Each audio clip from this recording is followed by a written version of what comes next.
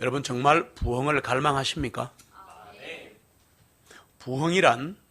부흥이란 영어 그대로 영어 성경대로 하면 revival입니다. 새롭게 되는 겁니다. 다시 살아나는 겁니다. 네. 그런데 다시 살아나는 것은 주님이 하시는 일입니다.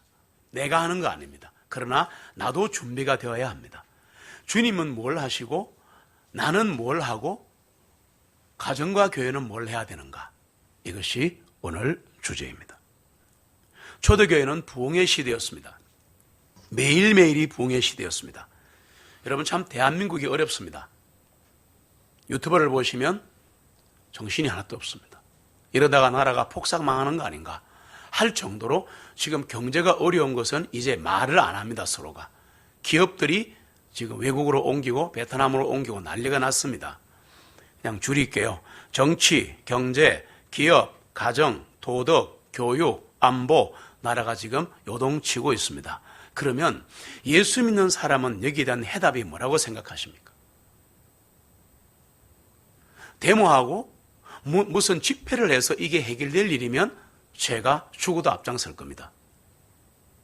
벌써 제의도 많이 받았었고요. 여러분, 지금 이 어려운 한국의 문제를 해결하는 길은 부흥밖에 없습니다. 쏘고시면 안 됩니다. 그리스도에는 쏘고시면 안 됩니다. 다른 말로 한마디만 할게요. 설교하고 직접 관련 없지만 직접 관련이 있죠. 무슨 말이냐면 소금 성도가 많아져야 합니다. 진짜 예수 믿고 구원받아 회심 사역과 영혼 구령 사역을 감당하는 소금 성도가 이 땅에 많아지면 하나님은 이것을 멈추게 하실 겁니다. 정치인이 하는 거 아닙니다. 어느 일개 목사가 해결할 수 있는 게 아닙니다. 미국이 해주는 거 아닙니다. 다 그들이 도와줄 수 있고 모든 것이 합리화 여선을 이루겠지만 이것을 주도하시는 분은 하나님이십니다. 그래서 한국의 문제를 해결하는 길은 부흥밖에 없다. 그것도 교회의 부흥밖에 없습니다. 다른 거 없습니다, 여러분. 하나님의 강력한 권능이 다시 한번 나타나기를 간구하십니까? 제가 지금부터 여러 가지 질문을 드리겠습니다. 한번 고민해 보십시오. 부흥이 오게 하려면 우리는 무엇을 해야 하는가? 부흥은 하나님이 주신다면서요? 그렇습니다. 부흥은 전적으로 하나님 주시는 거고 전도는 우리가 하는 겁니다. 그러나 부흥을 위해서 우리도 뭔가를 해야 합니다. 왜냐? 하나님은 우리를 통해 일하시기 때문에. 그러면 우리는 어떤 대가를 치러야 하는가? 여러분, 대가를 치르지 않고 개인의 발전도 없고 대학도 갈 수 없고 박사도 될 수 없고 기업도 살릴 수 없습니다. 우리는 쏘고면 안 됩니다. 네 손이 수고한 대로 먹으리라는 부흥의 법칙에도 들어가는 겁니다. 그렇지 않습니까? 내가 아무리 열심히 살고 해도 하나님이 은혜 주시지 않고 요셉의 형통 주시지 않으면 절대 가정과 기업은 살아날 수 없어요. 내가 열심히 했다 해야죠. 게으른 자는 굶어 죽는데요, 하나님 법칙에서. 그러나 열심히 한다고 해서 되는 게 아니라 하나님이 함께 하셔야 돼요. 하나님이 함께 하시니 요셉이 형통했더라. 받으시기를 축복합니다. 그래서 우리는 어떤 대가를 치러야 하는데 그게 바로 no cross, no crown입니다. 십자가 없이는 왕관이 없습니다. 예수님도 십자가의 고난을 겪으신 이후에 부활 성천하신 겁니다. 우리는 쏘면 안 됩니다. 누군가가 해놓은 밥상에 숟가락 얹으려는 마음을 가지시면 안 됩니다. 우리 눈이 하나님을 앙망하고 있는가? 부흥이 주님이 주시는 거라 하더라도 우리가 할 것은 중요한 건데 마음이에요. 아니라 하는데 마음입니다. 하나님만이 우리를 다시 살릴 수 있습니다. 그러면 우리에게는 언제 부흥이 필요한가? 이게 오늘 설교입니다. 나에게는 언제 부흥이 필요한가? 내 가정에는 언제 주님 주시는 살리시는 부흥, 다시 살리시는 역사가 필요한가? 우리 교회는 언제인가? 언제 부흥이 필요한가 하면 두 가지입니다. 부흥이 필요한 경우는 두 가지 경우밖에 없습니다. 역사적으로 보시면, 성경적으로 보시면 첫사랑을 잃었을 때입니다. 첫사랑을 잃었다면, 내가 첫사랑을 잃었다면, 하나님과 만났던 그 첫사랑을 잃어버리고 있다면, 그날이 그날처럼 지금 살고 있다면 지금이 부흥의 때입니다. 몇 가지 질문 드릴게요. 구원받은 그때를 기억하시는지요? 삶 가운데 하나님의 임재를 경험하던 때, 그때가 과연 나에게 떠오르고 있는지, 전도지 한 장을 전하면서도 감격하고 특별히 한 영혼을 그리스도께 인도하면 그 감동은 하루 종일 갔거든요. 주님을 위해 열심히 섬기고 예수님을 위해 일하는 것이 얼마나 즐겁던지 여러분 그거 기억하십니까?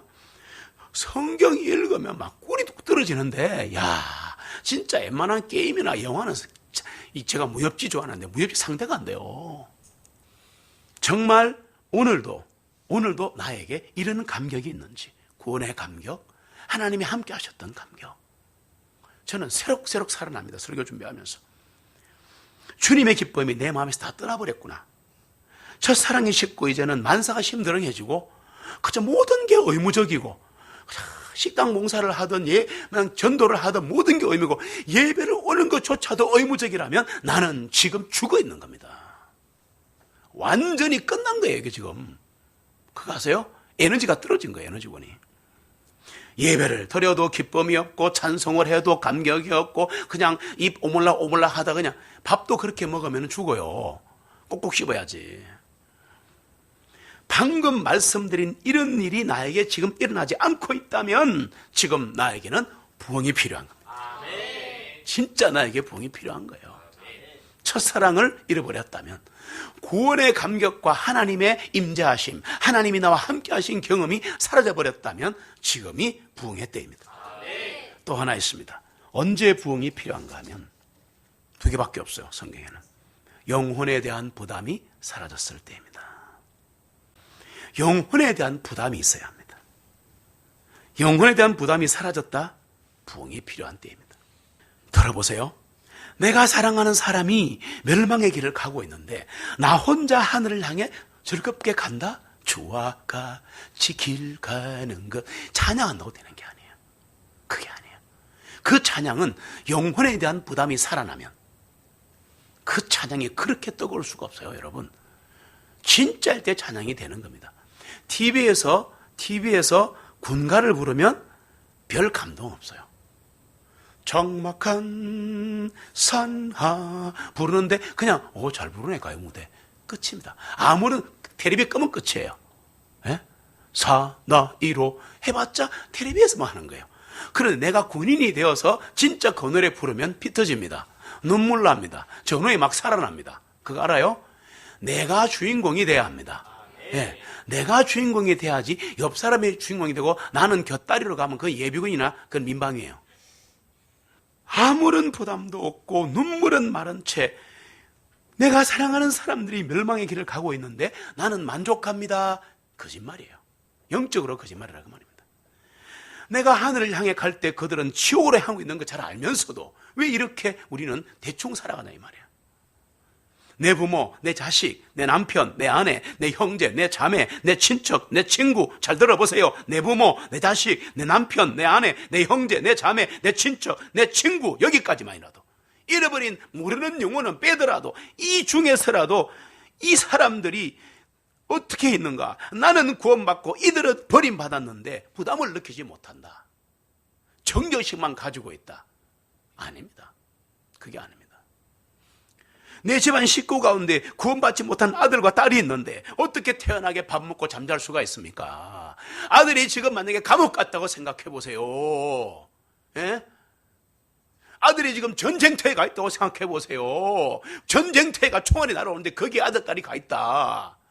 잠이 오겠습니까? 기도하고 난리가 나지. 찾아가고 막. 예? 그렇지 않습니까? 그렇게 해보셨나 이 말이에요. 때가 되면 하겠지 뭐. 하나님 주시겠지 뭐. 우리 남편은 안 돼. 그 여러분이 막이에요. 기도가 응답되어 하나님 내 가족을 구원해 주세요. 그러기 전에는 저는 이 기도를 놓을 수가 없습니다. 그렇게 기도하면 진짜 눈에 눈물이 납니다. 그리고 마음에 서러움으로 가득 찰 겁니다. 왜 내 남편이, 내 아내가. 지금 책임론을 말하는 게 아니란 걸 아셔야 합니다. 근본 이유를 말씀드리는 겁니다. 부흥은 주님이 주시고 구원은 주님이 주시지만 왜 갈망하지 않느냐 그 말이에요. 왜 기도하지 않느냐 그 말이에요. 안 믿는 가족들이 위대한 결단을 내릴 때까지 내가 어떻게 편하게 쉴 수 있으리요. 이 마음이 돼야 하는 겁니다. 입에 밥 들어오는 거 이게 중요한 게 아니에요. 사도행전 16장 30절로 31절 같이 읽겠습니다. 그들을 밖으로 데리고 나와서 말하기를 선생님들이여 내가 구원을 받으려면 반드시 무엇을 해야 하리까 하니 그들이 말하기를 주 예수 그리스도를 믿으라 그리하면 네가 구원을 받고 또 내 집도 그러하리라 하고 아멘. 주 예수 그리스도를 믿어라 그리하면 너와 내 집이 구원을 받으리라. 하나님의 이 말씀을 그대로 믿으십니까? 그러면 이 말씀을 끝까지 붙잡고 기도하면 돼요. 기도는 믿는 말씀을 붙잡고 기도하면 되는 거예요. 영혼의 부담을 느끼지 못하는 사람에게는 부흥이 반드시 필요합니다. 첫사랑을 잃어버린 것은 당연하지만 그 이후에 영혼에 대한 부담이 없다. 그게 구원사역이든 회심사역이든 간에 이 부담이 없다면 문제가 있는 겁니다. 지금 내가 문제가 있는 거예요. 영혼을 이겨오는 열매 없이 1년, 2년, 3년을 보냈다면 어딘가 크게 잘못되어 있습니다. 개인이든 교회든. 이제라도 무릎 꿇고 자백과 회개의 기도를 함께 드립시다. 하나님이 천국문을 여시고 마음속에 부흥을 주시기를 간구해야 합니다. 부흥은 먼저 마음에 오는 겁니다. 마음이 연해지는 겁니다. 마음이 깨어지는 겁니다. 마음이 깨끗해지는 겁니다. 그러다가 구원받고 회복되는 거예요. 여러분, 내 마음에 불이 붙어야 합니다. 내 눈에 눈물이 있어야 합니다. 그렇지 않고는 절대 내 가족들 돌아오지 않습니다. 내 눈에 눈물이 있고 내 가슴에 눈물이 있을 때 이 눈물이 다른 사람에게 전달이 될 겁니다. 하나님, 우리 교회를 하나님을 위한 불덩이가 되게 하여 주옵소서. 근데 현대교회는 부흥을 원치 않습니다. 사람만 많아지기를 바랍니다. 왜 부흥을 원치 않는지 아세요? 부흥이 오면 일어나는 첫 번째 일이 하나님의 간섭이기 때문입니다. 우리는 내 마음대로 살고 싶어 합니다. 예배도 내가 오고 싶을 때 오고 싶어 합니다. 전도도 내가 하고 싶을 때 하고 싶어 합니다. 헌금도 내가 마음이 있어야 헌금합니다. 부흥이 오면 하나님께서 우리 마음을 간섭하시고 우리의 행동을 간섭하시고 우리의 갈 길을 간섭을 하시거든요. 이게 싫은 거예요. 현대교회는 목사 마음대로 하고 싶고 장로 마음대로 하고 싶고 우리가 하고 싶은 대로 교회를 움직이고 싶은 거예요. 교회는 주님의 것입니다. 그런데 우리가 어떻게 마음대로 할 수 있습니까? 정말 부흥이 오면 그분이 하라는 대로 해야 돼요. 그래서 많은 교회들이 부흥을 원치 않습니다. 성장을 원하는 겁니다. 부흥의 때에 벌어지는 혼란이 두려운 겁니다. 잘 준비된 예배 순서에 따라 편안하게 은혜롭게 공식인 예배를 마치고 그리고 시간 딱 맞춰서 집에 가는 게 좋다고 생각하는 겁니다. 부흥이 오면 언제나 그 현장에 하나님이 계시거든요. 하나님이 계시면 그분의 간섭이 있습니다.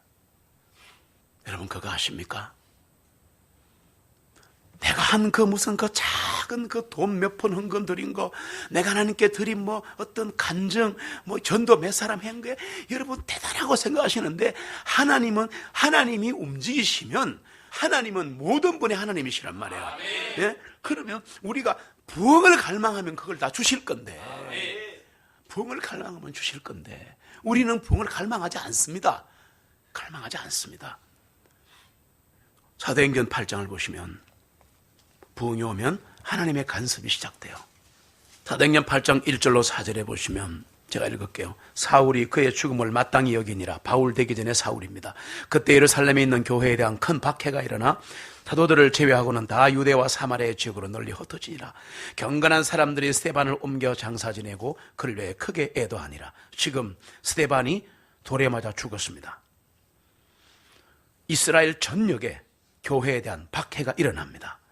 찾아와서 감옥에 넣고 고문을 시작합니다. 왜 우리에게 이런 일이 그랬겠죠? 왜 지금 대한민국에 이런 일이 그래요? 사울에 대하여는 그는 교회를 크게 파괴하고 집집마다 들어가서 예수 믿는 남자와 여자를 끌어내어 감옥에 넘겨주고 있습니다. 그런데 4절에 이상합니다. 그래서 그 결과 널리 흩어진 나들이 어디든지 가서 말씀을 선포하니라. 하나님의 간섭은 우리를 불편하게 합니다. 이대로가 좋사오니, 변화산에서 이대로가 좋사오니, 초가집 짓고 같이 살면 어떨까요? 이게 현대 교회고 우리 교회 같습니다. 우리는 소란을 싫어합니다. 초대교회 사도들과 집사들은 전부 소란을 일으키는 자들이었습니다. 연병할 놈들이었습니다. 역병걸로 죽을 놈들이었습니다.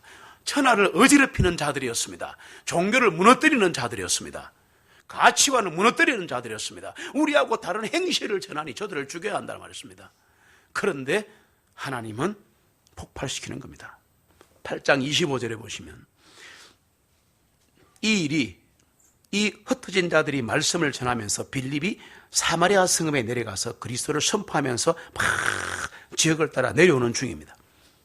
25절에 두 사도들이 주님의 말씀을 증거하고 선포한 후에 예루살렘으로 돌아가면서 사마리아 사람들의 여러 마을에서 복음을 선포하니라. 지금 잘 되고 있습니다. 흩어졌지만 막 그냥 계속 복음을 선포하고 사람이 구원받고 있습니다. 그런데 주님의 천사가 빌립에게 말하기를, 주님이 간섭하기 시작합니다. 일어나 남쪽으로 향하여 예루살렘에서 가자로 내려가는 길로 가라 하니 그 길은 사막이라. 말도 안 되는 얘기입니다. 지금 흩어져 가지고 지금 내가 잘 되고 있는데, 장사도 잘 되고 돈도 잘 벌리고 지금 뭔가 문제가 아무것도 없는데 하나님은 아니라고 말씀하시는 거예요. 이게 아니야 라고 말씀하시죠. 흩어져 버리는 거예요. 박해가 시작되는 거예요. 기업이 힘들어지는 겁니다. 몸에 질병이 오는 겁니다. 그냥 듣지 마십시오. 제 얘기를 제가 설교하고 있습니다. 이상한 일이 벌어지기 시작하는 거예요. 그러면 이거는 하나님을 찾으라는 얘기지 의사를 찾고 돈 있는 사람을 찾으라는 얘기가 아니에요. 그리스도인은 그게 아니에요. 문제가 생기면 하나님을 바라보라는 얘기란 말이에요. 우리는 그런 적이 있습니까? 거의 그렇지 않습니다. 거의 그렇지 않습니다. 극소수를 제외하고는 문제에 몰두해 버립니다. 그러고는 뭘 하겠다, 몰라요, 힘들어요, 못해요 이렇게 하는 겁니다. 사단은 기뻐 박수를 칠 겁니다.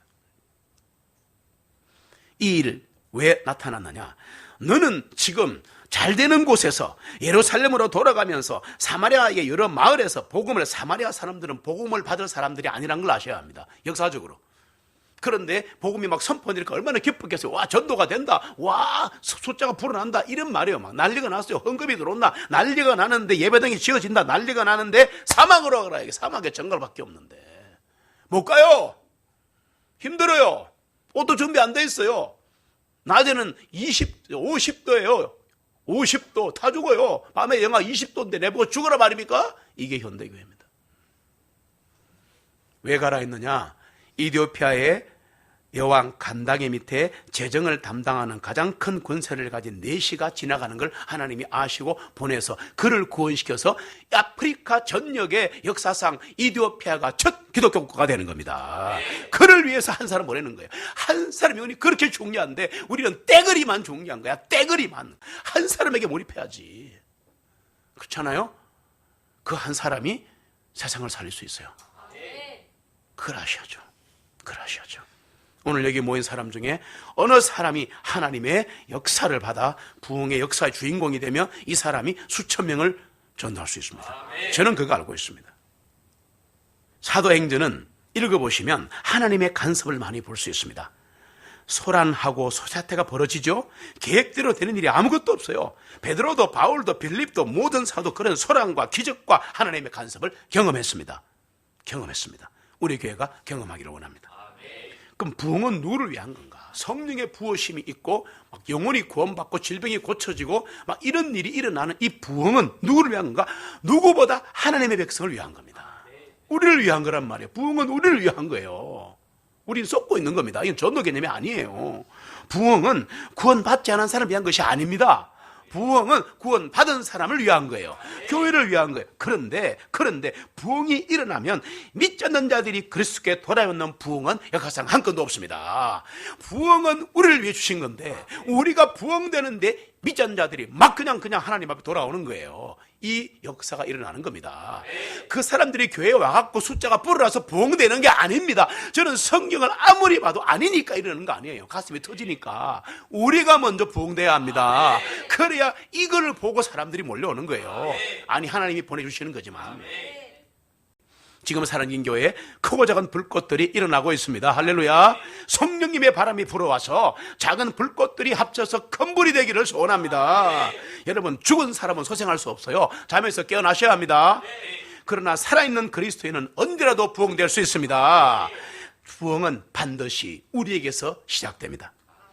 에스겔서 37장을 보시면 길어서 제가 읽을게요. 1절로 5절에 보시면 주님의 손이 내게 임하여 나를 주님의 영으로 데리고 가셔서 에스겔이 보는 환상입니다. 뼈들로 가득 찬 골짜기의 가운데 나를 두시고 나로 그 뼈들의 사면을 지나가게 하셨는데 보라 일린 골짜기에는 심히 많은 뼈들이 있더라. 보라 그 뼈들이 심히 말랐더라. 그랬습니다. 지금 우리의 모습이죠. 그분께서 내게 말씀하시기를 인자야 이 뼈들이 살 수 있겠느냐 하시기에 내가 대답하기를 오 주 하나님이시여 주님께서 아시나이다. 이 고백을 하셔야 합니다. 주님께서 아시나이다. 주님은 하실 수 있습니다. 다시 그분께서 내게 말씀하시기를 이 뼈들 위에 예언하라. 말씀이라는 말이에요. 말씀이 있어야 돼요. 그리고 그들에게 말하기를 오 너희 빠른 뼈들아 주님의 말씀을 들어라. 주님의 말씀을 들어라. 주 하나님이 이 뼈들에게 같이 말하노라. 보라 내가 숨을 너희 속에 들어가게 하리니 그리하면 너희가 살리라. 성령님의 역사밖에 없어요, 여러분. 37장 9절로 10절에 보시면 9절 10절은 같이 읽습니다. 그때 그분께서 내게 말씀하시기를 바람에게 예언할지니라. 인자야 예언하여 바람에게 말하되 주 하나님이 이같이 말하노라. 오 숨아 사면의 바람으로부터 와서 이 죽임을 당한 자들 위해 숨을 불어서 그들로 하여금 살아나게 하라 하시니라. 이에 그분께서 내게 명령하신 대로 내가 예언하였더니 그 숨이 그들 속으로 들어와서 그들이 살아나 그들이 그들의 발로 서니 심히 큰 군대더라. 아멘 되기를 소망합니다. 심히 큰 군대는 구약시대로 보면 이스라엘의 회복을 의미하는 것이고 이스라엘은 교회이기 때문에 교회 회복을 얘기하는 겁니다. 교회로 모이는 걸 말하는 겁니다. 37장은 복음 전파와 영혼 구령의 역사를 보여주는 겁니다. 에스겔은 하나님의 권능을 발견했습니다. 우리도 하나님의 권능을 발견하기를 원합니다. 교회가 진정으로 불붙으면 온 세상이 우리를 보고 매료될 것입니다. 저는 그날을 사모합니다. 시편 85편 오늘 말씀을 보시면 4절로 7절 오 우리 구원의 하나님이시여 언제나 하나님은 구원의 하나님이십니다. 우리에게로 돌이키셔서 우리를 향한 주님의 분노를 거치소서. 여러분 이 기도해야 하는 겁니다. 분노를 주님이 진노를 안 하셔야 합니다. 주님께서 우리에게 영원히 분노하시겠나이까? 그럴 리는 없죠. 주님께서 온 세대에게 주님의 노하심을 계속 하실 것이니까 주님께서 우리를 다시 살리셔. 할렐루야. 주님께서 우리를 다시 살리시기를 소원합니다. 그래서 주님의 백성으로 주님을 기뻐하게 하지 아니하시려나이까? 주님께서 우리를 다시 살리시면 주님께서 부흥을 주시면 우리가 주님을 기뻐하게 되어 있습니다. 공식이 딱 나와 있는 거예요.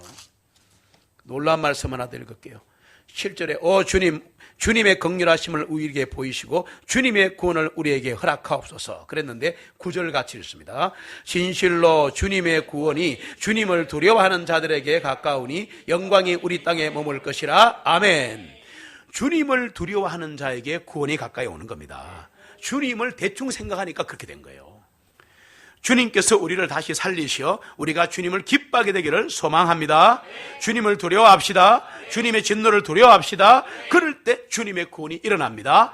회복과 회심이 일어납니다. 여러분 부흥이 오면 영혼이 구원받습니다.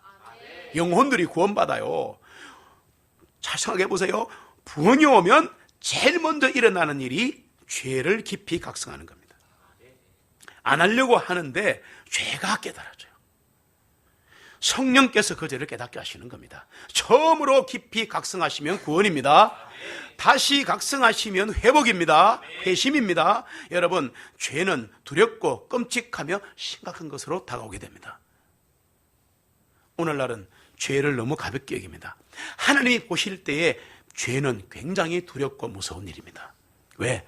부흥을 막고 있기 때문에. 하나님의 권능과 역사를 막고 있는 게 죄입니다. 여러분 생각해 보셔야 합니다. 나는 잘했어요. 이거 제가 설명을 못하겠는데 나는 이만큼 했어요라는 게 얼마나 교만죄인지 모릅니다. 그렇지 않습니다. 하나님 앞에는 티끌 같은 존재가 다시 아래입니다. 이거 돼야 돼요. 티끌 같은 존재가 먼지보다 못한 존재가 주님께 아래입니다. 이런 자세라 해야지. I am nothing, you are something. 이 자세가 돼야지 주님 받으시는 거예요. 주님 받으시는 거예요. 그런 사람 쓰는 거예요, 하나님께서. 죄를 깊이 깨달을 때 영혼들이 구원받습니다. 우리가 죄를 깨닫는 모습을 보고 우리 교회의 불신자가 구원받습니다. 그걸 아셔야 합니다. 그걸 아셔야 합니다. 부흥은 부흥은 하나님의 권세와 능력이 나타나는 겁니다. 부흥은 하나님의 권능이 나타나는 거예요. 예수님 경고하셨습니다. 너희가 하나님의 권능을 알지 못하는구나. 우리는 하나님 권능 너무 몰라요. 예배 끝나면서 은혜 받았습니다. 오늘 말씀 좋네. 하지 마라 그랬죠. 제가 왜? 예배 끝나면서 주님이 함께 하셨다. 오늘 예배 주님의 권능을 봤다. 이런 일이 일어나야 합니다. 저는 일어나기를 소망합니다. 예배가 형식적이고 평범하고 평안하고 그거는 하나님이 함께 하신 증거가 아니에요. 예수님께서 한 아이 속에 들어있는 더러운 영을 쫓아내시자 그 아이를 고쳐주셨어요. 그러자 모인 자들이 하나님의 위대하신 권능에 놀라더라. 하나님의 위대하신 권능에 놀라더라 그랬단 말이에요. 일어나야 합니다. 이런 일들이 질병이 대다반사로 고쳐지고 그냥 구원이 일어나고 죄가 깨달아지고 그냥 엎어러지고 회개하는 일이 저는 일어나야 한다고 생각합니다. 예배를 통해 사람들이 하나님께 놀라게 되면 엄청난 일이 일어나게 됩니다. 여러분 진짜 부흥이 일어날 때는요, 제가 역사서와 이 부흥 서적을 엄청 많이 봤는데 참 갈망이 되는 거예요. 부흥이 일어나면 동네 분위기가 하나님의 임재를 경험한답니다. 동네가 우리뿐이 아니고. 미국에 있었던 실화 하나 말씀드릴게요. 어느 목사가 누구가 이런 것도 없어요. 이런 책들은요 일어난 사건만 딱 적어놔요. 그러니까 믿든가 말든가 그럽니다. 미국 켄터키에서 일어난 일인데 집회가 열리고 있었습니다. 그래서 낯선 사람들이 막 오고 있는데 이 사람들이 옛날 일입니다만 한 100, 200년 전에 마을 근처까지 오는데 오는 도중에 이상한 신비한 분위기를 감지하는 겁니다. 여러분 잘 들어보세요. 귀라는 말 들어보셨어요? 귀신의 기운, 뭔가 음산한 느낌 있잖아요. 그러면 사람은 영혼력에서 귀신의 그 분위기, 뭔가 안 좋은 분위기도 느끼는데 강력하신 이 세상을 다스리시는 우주를 만드신 하나님의 거기에 임재하시는데 느껴요, 못 느껴요? 느끼는 거예요. 예수를 안 믿어 느끼는 거야. 켄터키에 일어난 일을 적어놓은 거야 이게. 그래서 마을 가까이 오는데 이 뭔가 설명할 수 없는 신비한 분위기가 모든 사람의 마음속에 일어나기 시작하는 겁니다. 하나님의 임재를 받기는 말을 할 수가 없었대요. 글 쓴 사람에게가. 그 사람들의 집회장에 들어갈 때까지 맑은 정신이었대요. 뭐 정신이 환상이 그런 게 아니에요. 그냥 농담하며 가는데도 이상하게 그런 분위기야. 이거 하나님이 함께 하시는 것을 경험할 수밖에 없는 거예요. 그래서 사람들은 그곳에 모이자마자 하나님이 여기 계시다는 것을 경험했습니다. 온 마을이 경험한답니다. 저는 간절히 소원합니다. 우리도 경험하기를 원합니다. 조심할 게 하나 있습니다. 부흥이 일어날 때 하나님의 역사를 거스르지 마십시오. 나는 못해. 하나님 데려가실 수 있습니다. 아나니아와 삽비라 죽었다는 거 아셔야 합니다. 이까지만 할게요. 여러 가지 있는데 한 개만 할게요. 부흥을 통해 하나님은 구원의 역사도 일으키지만 심판도 하시는 걸 아셔야 합니다. 네. 부흥이 오면 놀라운 일이 일어나는데요. 여러분, 저는 부흥을 갈망하는 게 뭐냐? 부흥이 오면 교회가 5년, 10년, 20년 걸칠 일이 몇 주 만에 끝나버리는 거야. 이런 일이 일어났다니까요. 일어났다니까. 하나님께서는 부흥의 때에 더 많은 역사를 하시는 거예요. 1904년 웨일즈에 영국의 대부흥이 일어났습니다. 난리가 났습니다. 왜? 하나님은 이반 로버츠를 택하셨습니다. 그리고 그를 통해 부흥을 주셨습니다. 감상하게 할게요. 이반 로버츠를 강력하게 쓰시고 나서 그 위에는 평안하게 신앙생활하게 하시더라고요. 그런 거 있어요. 굉장히 제가 감사했거든요. 그런 분 보면서. 그래서 5주 만에, 잘 들으세요. 1904년 웨일즈의 대부흥이 일어났는데 많은 사람을 쓰시지만 이반 로버츠를 택하셔서 그 사람과 함께하는 사람을 모두에게 부어주시는데 5주 만에 2만 명이 구원받았습니다. 구원받고 교회에 등록했답니다. 이반 로버츠의 기록입니다. 하나님의 종 한 사람, 역사 일으키는 하나님 종이 너무너무 보고 싶어서 이반 로버츠를 만나러 갔습니다. 못 만나고 편지를 받았는데 이반 로버츠의 자필 기록입니다. 5주 만에 2만 명이 구원받고 2만 명이 교회에 등록했습니다. 몇 주 만에? 5주 만에. 몇만 명이? 2만 명이. 하나님이 부흥을 주시면 그냥 대충 하시는 게 아니에요. 사람들이 확실히 하나님이 하셨다는 것을 이해하게 하시는 거예요. 얘기하시는 거예요. 하박국 3장 1절입니다. 같이 읽겠습니다. 시기오노스에 맞춘 선지자 하박국의 기도라 같이 있습니다. 오 주님, 내가 주님께서 말씀하시는 것을 듣고서 두려웠나이다. 오 주님, 주님의 일을 수년 내에 회복하시옵소서. 수년 내에 주님의 자신을 알리시옵소서. 진노 가운데서도 긍휼을 기억하옵소서. 아멘. 주님이 말씀하실 때 두려워야 합니다. 그래야 주님의 일이 수년 내에 회복되는 겁니다. 우리 모세처럼 간구하기를 바랍니다. 주님께서 말씀하신 대로 내 주님의 크신 권능을 나타내시옵소서. 모세 이야기입니다. 언제 부흥이 필요한가? 지금 바로 여기 우리 그리고 나입니다.